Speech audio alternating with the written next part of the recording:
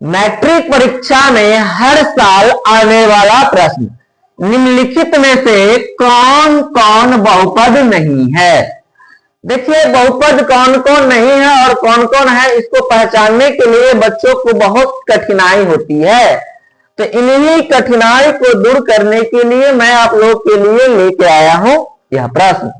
तो देखिए बहुपद है या नहीं है, उसको पहचानने के लिए उसका सिर्फ एक ही पॉइंट है कि बहुपद में जो चर मान होता है अर्थात x या y वाला टर्म जो होता है, उस टर्म का घात की बात करेंगे हम लोग, तो वह चर मान का जो घात है वह घात क्या होना चाहिए, धनात्मक पूर्णांक होना चाहिए। क्या होना चाहिए, धनात्मक पूर्णांक होना चाहिए।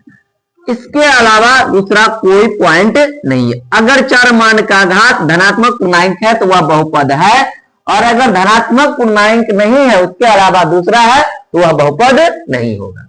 आइए अब हम लोग समझते हैं, देखते हैं एग्जाम्पल के माध्यम से। एग्जाम्पल नंबर ए में कह रहा है चर मान का घात, यहां देखिए यहाँ 2 है, ये धनात्मक पूर्णांक है, यहाँ ना कुछ होता है, 1 छिपा हुआ है, धनात्मक पूर्णांक है।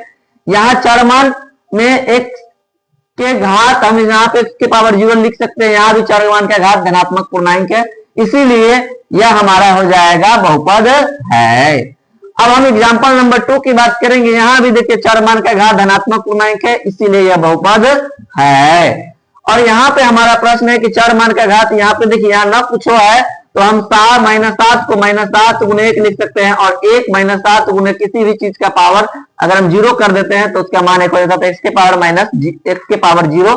तो यहाँ पे हमारा ये हो गया चर मान का घात धनात्मक पूर्णांक में 0 आता है, तो इसलिए ये भी बहुपद हमारा है। अब हम लोग इसमें बात करेंगे, यहाँ देखिए चर मान का घात धनात्मक पूर्णांक नहीं है, रूट में है, तो रूट का अगर हम कोई चीज तोड़ते हैं तो x के पावर 1/2 ये धनात्मक पूर्णांक नहीं है, इसीलिए यह हमारा बहुपद नहीं है, यानी यह हमारा बहुपद नहीं है।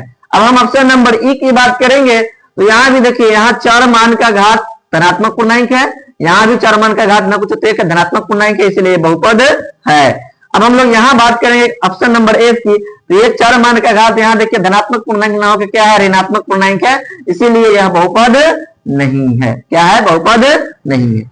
अब हम ऑप्शन नंबर जी की बात करेंगे, तो यहाँ भी चर मान का घात देखिए यहाँ पे धनात्मक पूर्णांक नहीं है, ये एक भिन्न आ गया, भिन्न संख्या है, और यहाँ पे चर मान का घात धनात्मक पूर्णांक है, लेकिन यहाँ पे ही भिन्न संख्या है, इसीलिए यह भी बहुपद नहीं होगा।